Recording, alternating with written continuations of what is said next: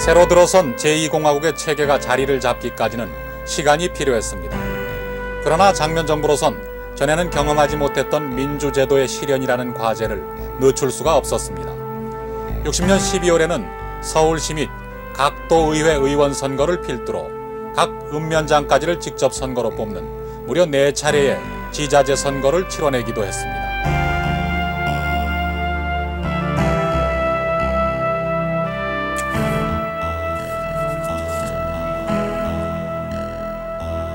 (1월) 즈음 유엔에서는 한국 통일 방안에 대한 논의가 제기되고 있었습니다.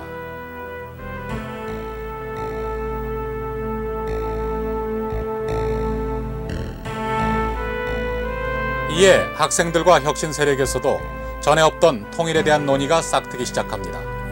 장면정부는 선건설, 후통일론을 주장하고 있었지만 그들은 통일은 늦출 수 없는 민족적 과제라며 통일 논의를 본격화해 갔습니다.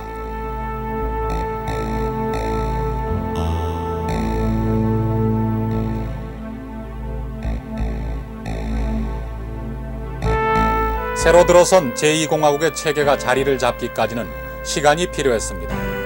그러나 장면정부로선 전에는 경험하지 못했던 민주제도의 실현이라는 과제를 늦출 수가 없었습니다. 60년 12월에는 서울시 및 각 도의회 의원 선거를 필두로 각 읍면장까지를 직접 선거로 뽑는 무려 4차례의 지자재 선거를 치러내기도 했습니다.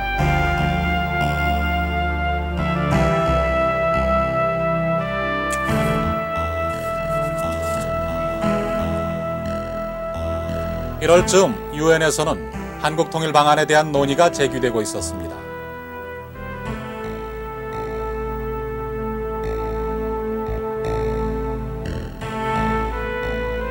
이에 학생들과 혁신 세력에서도 전에 없던 통일에 대한 논의가 싹트기 시작합니다.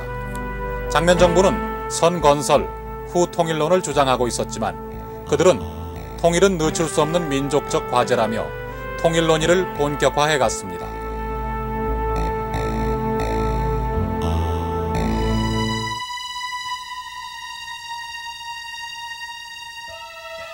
총선에서 참패했던 혁신 정당들도 하나둘씩 재정비를 해가고 있었습니다. 사회대중당에 이어 혁신당, 통일사회당이 차례로 창당됐고 마침내 이들과 학생, 사회단체가 연합한 통일운동 조직이 결성되기에 이릅니다.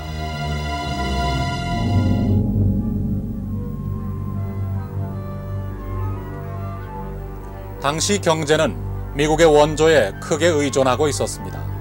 그러나 자유당 말기부터 줄어들기 시작한 미국 원조는 1960, 1961년 회계연도에는 한국전쟁 이후 최저 수준이었습니다. 경제 문제 해결을 최우선으로 하는 장면정부로서는 미국의 원조와 협조에 크게 매달릴 수밖에 없었습니다.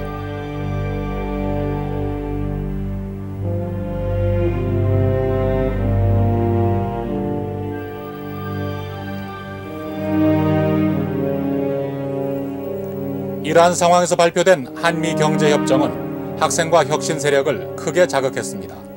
야당에서조차 원조에 의한 사업의 범위와 활동을 미 정부가 감독한다는 내용은 명백한 주권 침해라며 적극 반대하고 나섰습니다.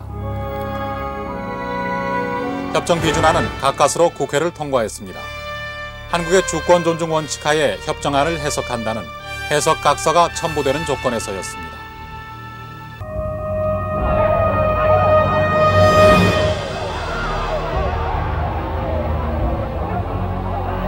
실제로 제2공화국이 가장 시달린 것은 연이어 벌어지는 각종 시위였습니다. 시위를 하지 말자는 시위가 있을 정도로 시위가 계속됐지만 당시 장면정부로선 이를 강력히 제재할 방법이 없었습니다.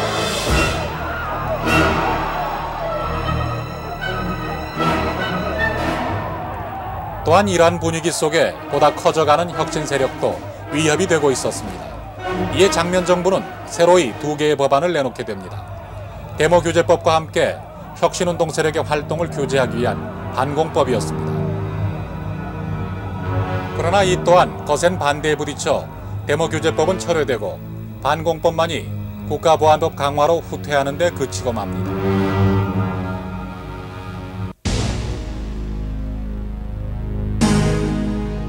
한미 경협을 둘러싸고 반대 시위가 거세지는 가운데 민주당 구파는 신민당이라는 이름으로 신당을 창당합니다. 이미 예정된 분당이었지만 이 시기의 분당은 오히려 긍정적인 모습으로 비춰지기도 했습니다. 장면 총리는 신민당의 창당대회에 참석해 격려 연설을 하기도 했습니다. 이미 구파의 도움으로 민주당의 원내 안정의석이 확보된 뒤였고 잘만 한다면 탄탄한 보수 양당제를 확립할 수 있는 일이었기 때문입니다.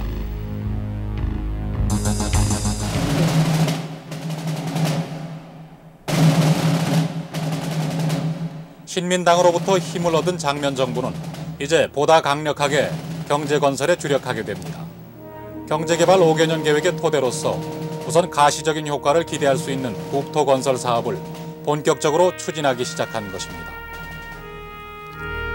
이제 다시 국토건설의 최전선에서 이럴 기회를 가지는 여러분은 독재와 싸워 이겼을 때 그것보다 오히려 더 큰 국민의 감사와 칭양을 받을 대업을 맡고 나서는 것이고 여러분의 씩씩한 참여로 그 대업은 반드시 소기의 목적을 이룩하여 국민에게 국토건설 사업을 위해서 국토건설본부를 따로 두었습니다. 그리고 그 추진위원으로 2066명의 대학 졸업자를 공개 채용했습니다.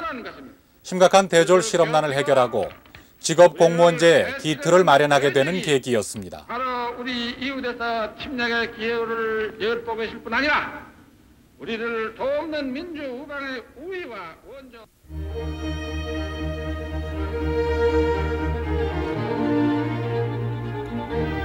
국토건설 사업에는 민, 관이 함께 참여했습니다. 장준하 사상계 사장, 이만갑 교수 등 민간인이 각각 본부의 기획부장, 연구조사부장 등을 맡았습니다.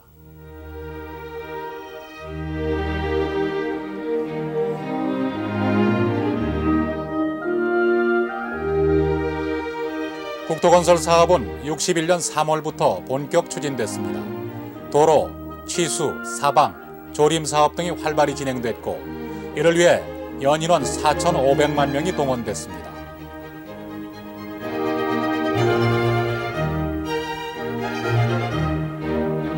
전략농민들과 도시 실업자들에게 일감과 노임을 제공하고 사회건설 의욕과 자신감을 불러일으키자는 것이 국토건설 사업의 또 하나의 목적이었습니다.